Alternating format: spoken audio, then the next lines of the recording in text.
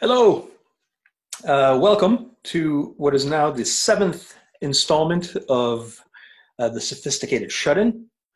And I came up with that name very, very quickly. I was talking with the boss over at Capra and Cavelli, Mr. Jeff Friedman, and when this whole shutdown thing happened, uh, I was like, well, we're going to be at home. I'd like something to do. I'm going to start doing some kind of video cast. And I'm very happy to have my good friend Russell Firestone with me from this point on. It makes things a lot more fun. And he was like, yeah, great. What are you going to call it? And I only had a few seconds to come up with something before he announced it to the world. So I came up with the Sophisticated Shut-In. I kind of think the sartorial shut-in might be even better, but I don't know. Definitely Shut-In. It is, God, what is it, the 18th? Yes, April 18th. It's been a while since we've been doing the Shutter in Place. It's going to be a while longer.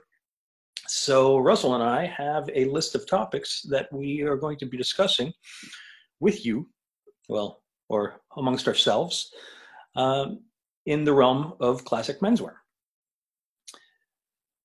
Now, today we will be discussing why is classic style over time less expensive to get into as opposed to the world of fast fashion or the world of haute couture. It is not less expensive, arguably, than just not caring about how you dress. Like if you're just happy to live life through, in a pair of tattered jeans and a sweatshirt, classic style is not less expensive than that. But for people who take an active interest in how they look, dress, present themselves, classic style is arguably the least expensive way of doing so. The other thing, if we get to it, we'd like to talk about perception, how we feel we are perceived when out in the world dressing the way we do. Now, granted, that has not been happening much lately, but there will be a time when we go back out to socializing again, and these perceptions will remain.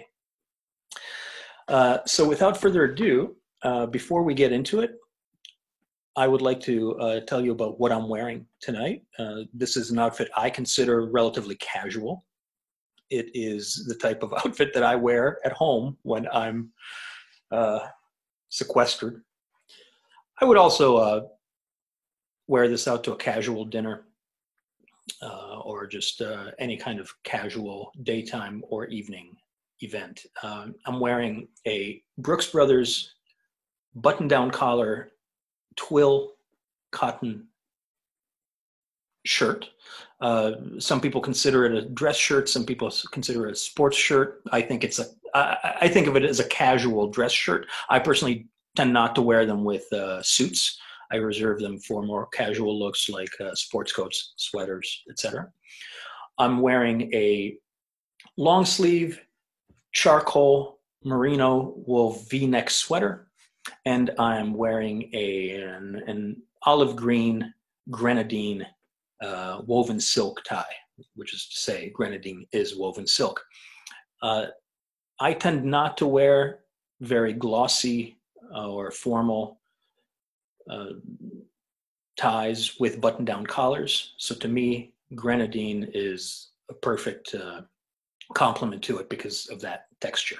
You can't see it, but I'm wearing black chinos and black socks and no footwear. But if I were to go out, I'd probably wear either my black penny loafers or my black bit loafers. Hey, Russell, how you doing? I'm all right. How are you? I am very, very well. Thank you for being here. If you don't mind, just let us know what you're wearing, and then we'll get into the topic. Actually, very similar to you, just Shocking. slight variations. Yeah. start. This is actually, one of my more modern looks. I actually have some pattern in this sports shirt. So that's to say like 1940s instead of 1930s. That's it. Yeah. It's a Brooks Brothers button-down Oxford cloth sport shirt. And then, like you, I'm wearing a navy long sleeve V-neck jumper. You gotta do this in British form. It's not a sweater. Yeah. And I've got some khakis or chinos on in British tan. Pleated, of course. You know me and my pleats. I do. And you got cuffs on them? I do. Yep. Probably about 1.5 inches, 1.25 inches maybe. And navy socks and my brown bit loafers today. So, very nice. Kind of a British country look, except for the shoes maybe. Yeah. Shoes kind of are a deviation there, but well, the bit loafer is very, very decidedly Italian. It's a Gucci invention. I think 50s. But it's a very, like I say, it's great. This might be, you never know, being in Austin, this might be the last day you can actually wear a wool jumper. Hey, I'm in air conditioning. I can wear one whatever I want. It's very, very difficult for me to not have some kind of layered look. I hate just having a shirt on, I mean, in Austin or any warm climate, sometimes it's the only thing you can do, but it's not something I like to do. No, I know. It's you kind of feel something's missing. That's the whole point of getting dressed is you get dressed. Oh, and it's just in case anybody wants to know, it's a Peterson pipe. Oh, Peterson pipe. Very nice. I know nothing about pipes. I will say that I'm wearing my trusty Omega 1949. Oh, yeah. There you go. Very nice. Yeah. Okay. So the first topic for tonight is, why is classic style less expensive over time? And I would like to break this down into two main camps and why I, and I'm assuming we, feel it's superior. Out of the main groups of gentlemen who like to dress, meaning they really care about how they put themselves together, there's, of course, the classic menswear camp. And, I don't mean to say this is in any sort of divisive way. And I know people who dabble in all camps, and there's nothing wrong about that. You don't have to choose sides. Russell and I tend to fall into the classic style. I tend to play with some other styles a little bit more than Russell, but not much. So this isn't meant as an us versus them thing. It's just strictly observational. So there's the classic style. And then the two main other styles, especially in Western wear, I would argue are either haute couture or, the high-end fashion design houses, whether it's, Yves Saint Laurent or Gucci, Dolce & Gabbana, Versace, those kinds of things, Tom Ford even. That's one camp. And then there is the fast fashion camp, which is, Uniqlo, H&M, essentially the places that sell very, very cheaply made garments, which are more or less meant to fall apart quickly because you're changing them out every season. And unfortunately, a lot of the old brands that used to be stalwarts, a lot of them have gone that way. That's right. Through time. That's right. There are very, very few brands who are true quality brands, in the sense that the money you spend goes into quality of manufacture and quality of design versus either the label or chasing trends season by season. Mm-hmm.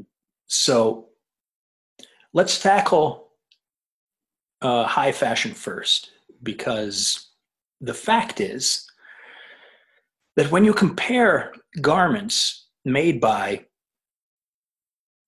whoever, Versace at their highest level, Ralph Lauren Purple Label, and some of the manufacturers of classic menswear, stateside, it might be Oxford, it might be Adrian Jules, it might be Savile Row in London.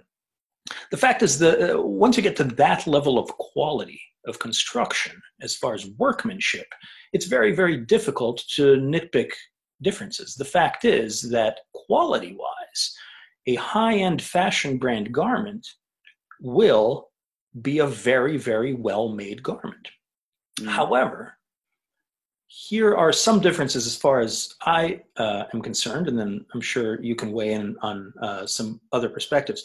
First of all, you're paying a lot more for the same quality garment, meaning that suit that may cost $2,500 or $3,000 from Hickey Freeman from their custom program, that same quality from Gucci will be $6,000. You are paying thousands of dollars for the benefit of having that label in there. So that's one thing. So even just on a dollar per dollar basis, if you didn't care about anything else, simply the fact that you're paying for a label apart from construction quality makes those classic brands a better buy. But furthermore, the classic brands aren't concerned with what's in this season, aside from maybe offering certain fabrics and things like that. They are looking to create clothing which a man can wear for 20 years, both quality-wise and style-wise, and not look out of place. Whereas the high-end fashion houses, being fashion houses, are trying to create looks that are quote-unquote hot and fresh for right now, for next season, and they're hoping that things change so that they can create a whole other slew of garments the season after that. Now, there are people who enjoy that, and they have the money to enjoy it season after season after season. If you're a multimillionaire who enjoys that, all the power to you. There's nothing wrong with it intrinsically. However, if you're looking to create value in your wardrobe, classic style is unbeatable. So that's what I got to start us off. If you'd like to chime in with anything before we expand on it, please do so.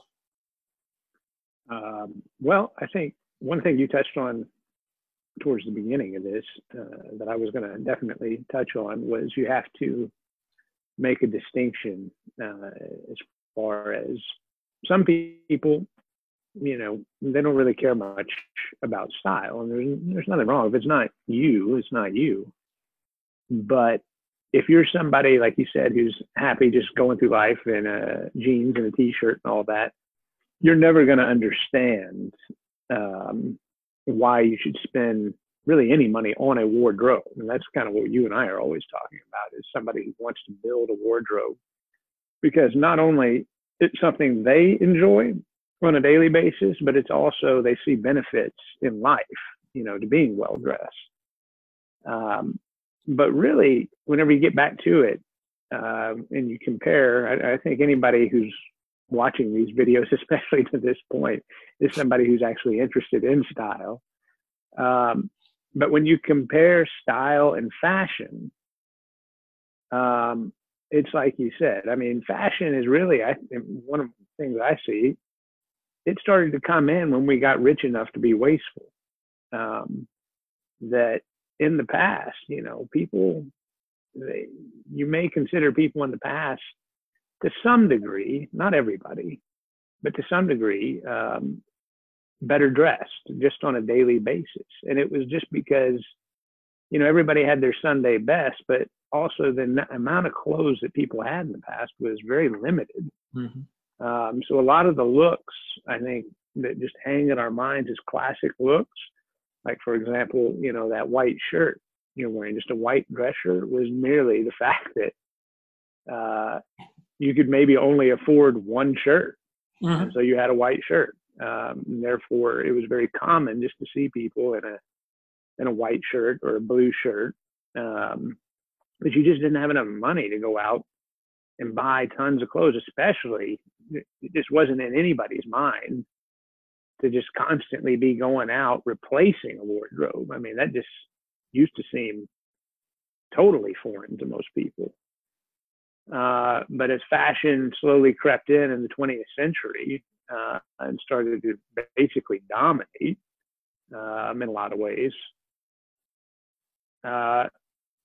people kind of just grew up in a world where, you know, maybe classic style was just something they saw, but they never really understood, and they just were swept up in the fashion world. And then what you find is, like you said, through time, fashion's constantly trying to pull you to spend more and more money trying to buy the latest look, versus classic style is saying, yeah, you're going to have to invest in your wardrobe if you care about it, but it's something you can wear year after year after year. And basically, you only need to replace a piece here and there as they wear out. Otherwise, you're building a wardrobe. I mean, quality clothes that are well constructed can last a long time. Yes. And the whole point of having it last a long time is you want to be able to wear it that entire time too. In other words, you don't want it to be a look that one day you go out and people are looking at you because you look odd. It's like, well, why in the world? Or you look like you're from a certain decade. You know, you step out, you look like, oh, you're from the 70s. Now, if that's something you are purposefully trying to do, well, then that would be a good thing. But if you're somebody who's just trying to be well dressed, you know, then that's not what you're aiming at.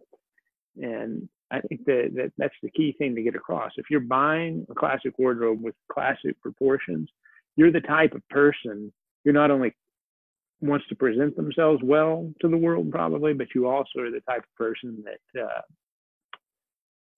that's probably very practical in the sense that you want to buy your clothes once and wear them basically until they wear out, and then you replace a piece here and there, but you're not having to replace an entire wardrobe to stay current. That's right. Yeah. So, I mean, that's where the benefit of the cost saving comes in. It's through time. Number one, you have to be somebody who wants to invest in a wardrobe. And then number two, you have to be somebody who wants to not have to replace your wardrobe all the time. And that's the key, that's what fashion is always trying to get you to do. Now, it's okay. I think what you and I are always stressing, it's not that you can't buy a piece that's more fashion forward. It may not be really considered classic, but you want to know that it is a fashion piece. You don't want to be buying it thinking you're buying classic style only to come out a few years from now realizing, man, this doesn't really look good anymore, or people are making jokes about it, or, you know, they're telling me, you know, you look like you're from the 70s when that's not what I'm trying to look like. Mm-hmm. That's the trap you don't want to fall in. And that's what, if you understand classic style, you can avoid that. You can wear your clothes a long time. And that's where the cost savings come in. That's absolutely true. So this dovetails very nicely into talking about the flip side of it. So if you are someone who really appreciates quality construction and quality materials, your options are either classic menswear or high fashion that's very well constructed. And we've just talked about how that high fashion you're paying more for from the onset. And then if you are of that mindset, you are more than likely replacing your wardrobe at a rate that is so fast, so high, that you're spending a lot of money on it because that's the world you're in. And there's nothing wrong with that, okay? If that is your hobby and you can afford it, great, go for it. However, we're talking about bang for buck. Now, the flip side of that is fast fashion. And this is where it really becomes, I think, more difficult to convince people, because people who have money for high fashion don't care that they're spending that much money, and that's fine. That's their thing. However, people who are buying fast fashion, they're going to H&M, that kind of thing. It's very difficult to explain to them in a way that they believe that classic menswear is actually going to be a better investment pound for pound over the long run. And we can break it down to dollars and cents. Like, I know that you can go into JCPenney or Walmart or H&M, Uniqlo, and buy a pair of pants for $30, $40, easy, right? However, if we're talking about slacks, you're not going to be buying a pair of all wool slacks. These are more than likely going to be polyester or man-made materials, which, first of all, don't look very good, and they definitely don't feel good to wear. I mean, those are materials that you're going to sweat in, and they especially if you live in a warm climate. Exactly.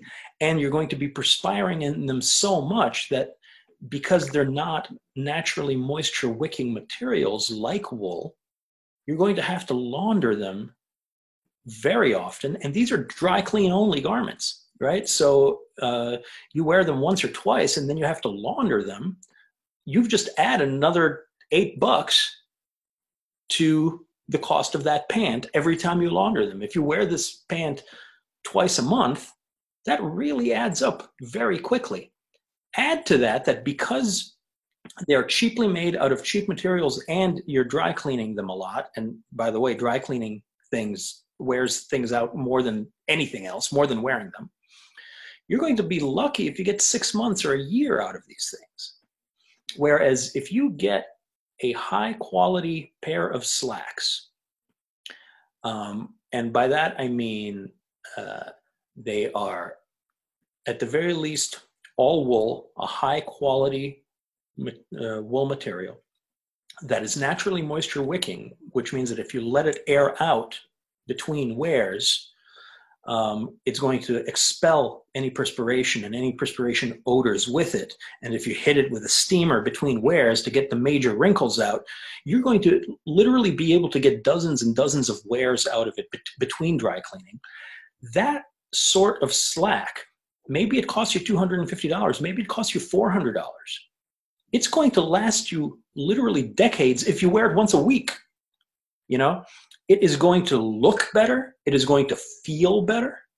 And over time, it's actually going to cost you far, far less. I mean, if you want to do the math,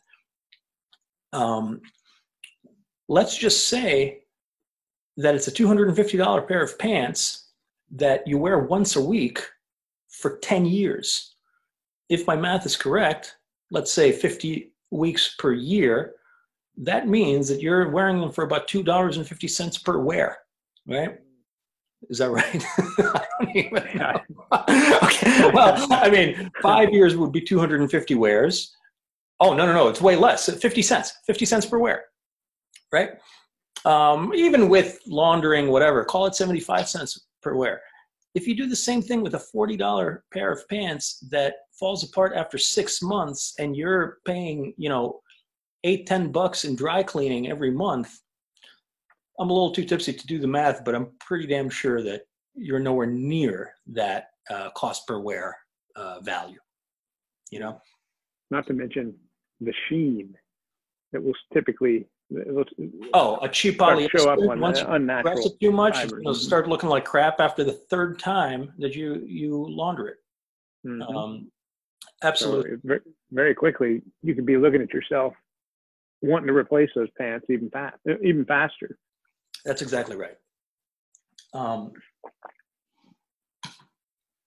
So, is there anything else you'd like to add to the conversation on the value of? Well, I think one thing I kind of touched on already, but I'll highlight it a little bit more, that if you're somebody who wants to invest in a classic wardrobe, to me, one of the main benefits is that you can actually build the wardrobe, because the garments, if you're investing in quality garments that are well made, not only can you wear them for a long time, they're going to look good, as far as you're not going to look ridiculous 10 years from now.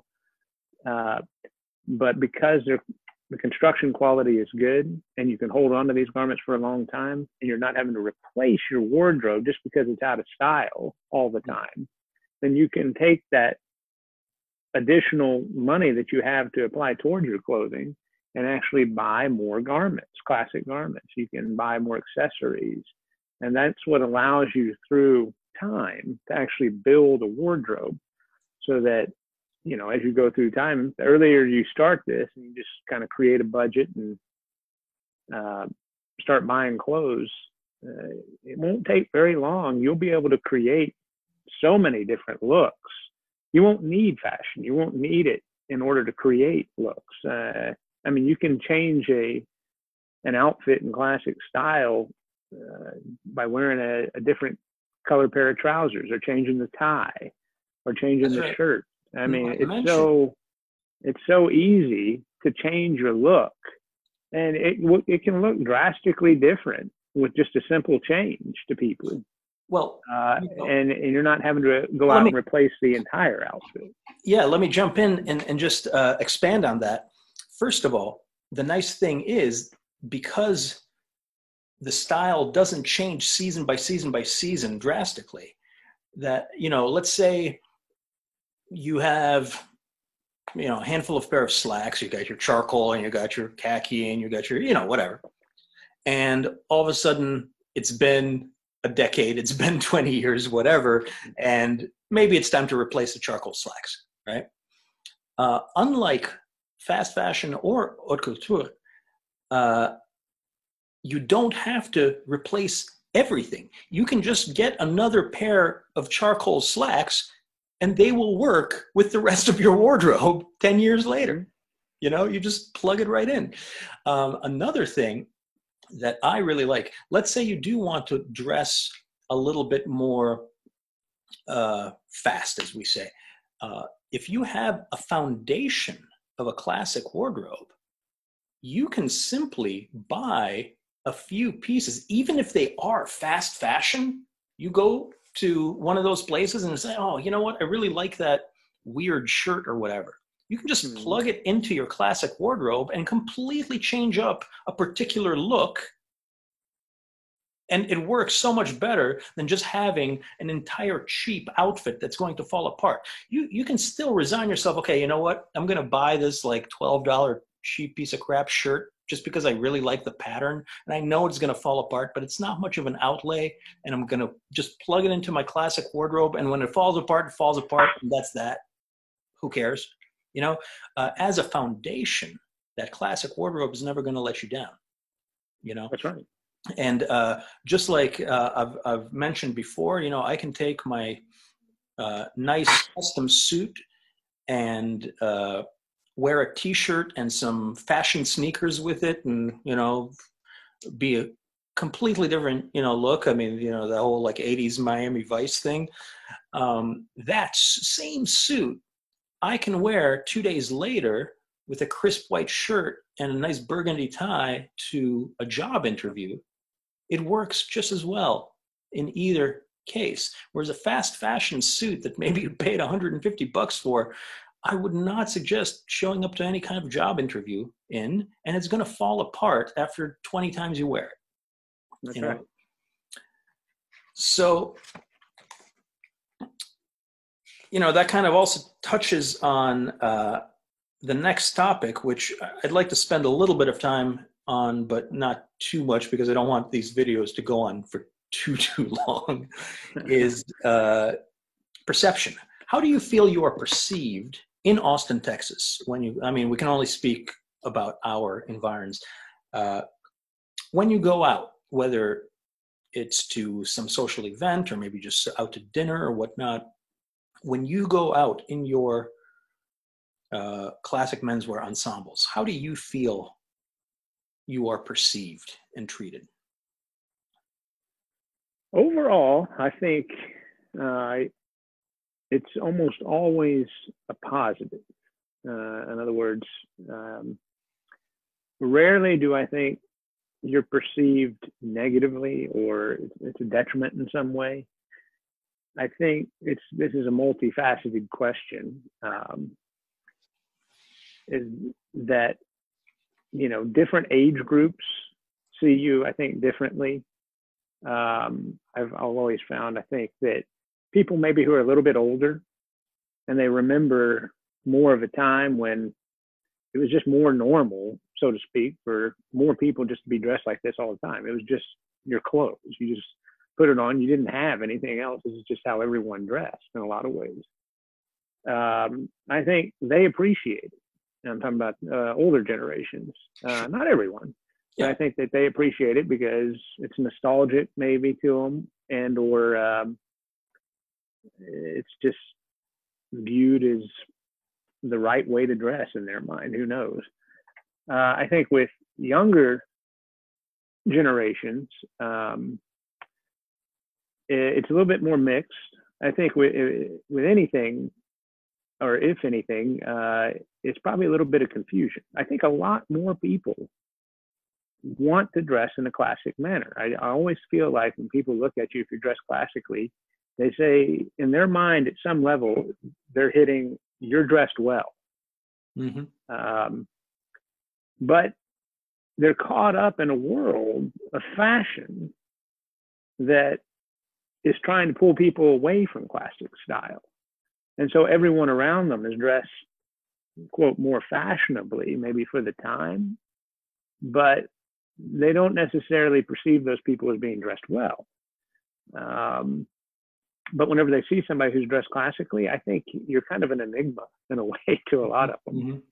Mm-hmm. But I don't ever think it's a negative. Now, of course, some people might think, like you say, that it's just something you're doing, like you're being pretentious, which is, it's not at all how I think of it or how you think of it. It's just dressing well. But, you know, for those people, I think it's just a lack of understanding. Like anything, if you're just ignorant of something, it's easier to be afraid of it than it is, you know, to gain an understanding of it. And it's also, it takes a little bit of effort to understand it and a little bit of effort, you know, to figure it out. But once you do, I think, you know, almost everybody who does that sees the benefits in it. So, but overall, I think you're perceived well. I think like whenever you go into restaurants or if you go into businesses, generally most people, you make them want to come up a little bit. And that's not to say that you're always going to get better service or anything like that, but a lot of times,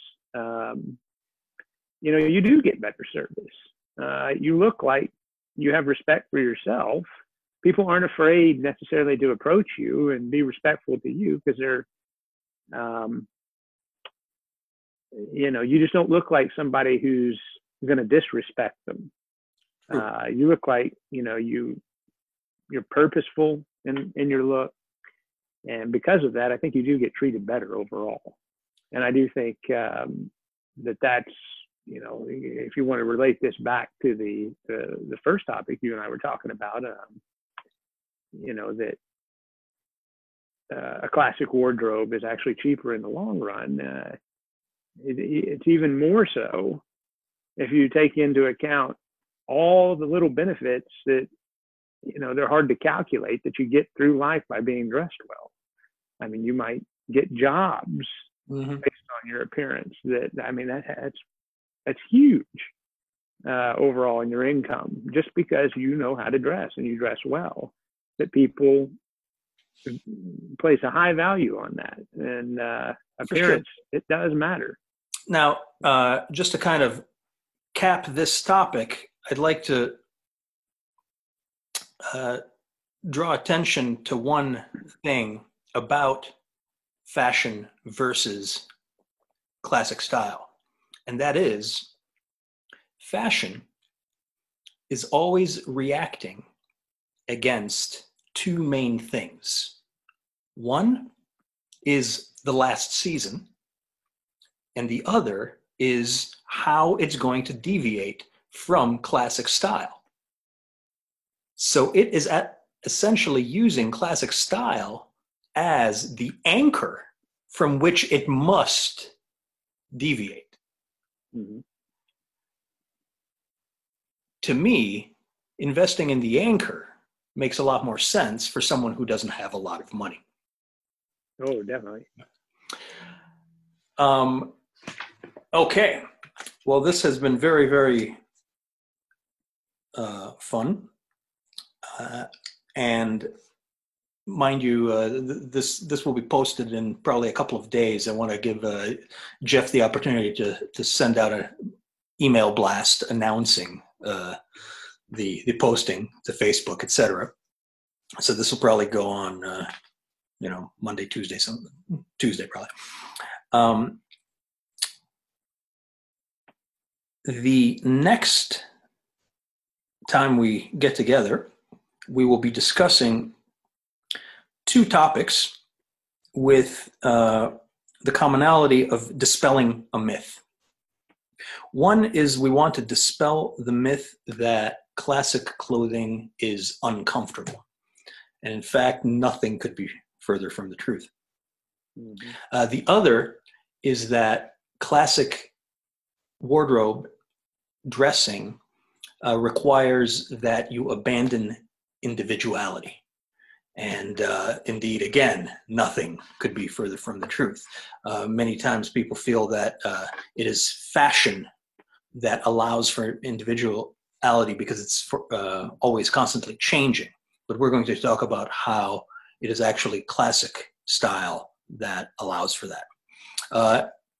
Anything you want to add, Russell, before we sign off? No, not that I can think of. Very good. Well, and I'll go back to what you were saying about classic style being the anchor, just real quick, and how it's interesting that in the beginning, a lot of the fashion started as a rebellion from the anchor, but now it's become so dominant, so to speak, that if you dress classically in a way, that's now become the rebellion. I'm glad you said that because it reminded me of something. I watched this round table discussion a few days ago of about half a dozen guys who are big names in classic menswear, and they were mostly discussing the facets of Ivy style. And its evolution and stuff like that. And these are like, we're talking like Flusser, Boyer, big names. And one of them, it wasn't Flusser or Boyer, I forget what was said, was like, you know what? My 15-year-old son came up to me the other day and asked if I would get him a suit. And this guy like nearly fell out of his chair when the son asked him for that.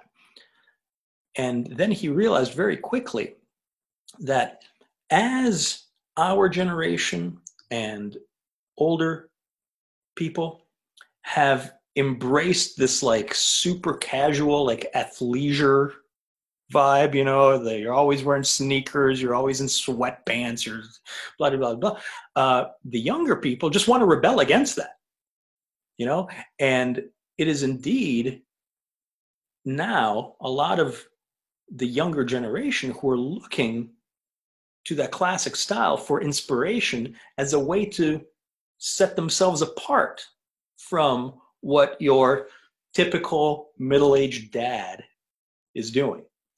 No, sure.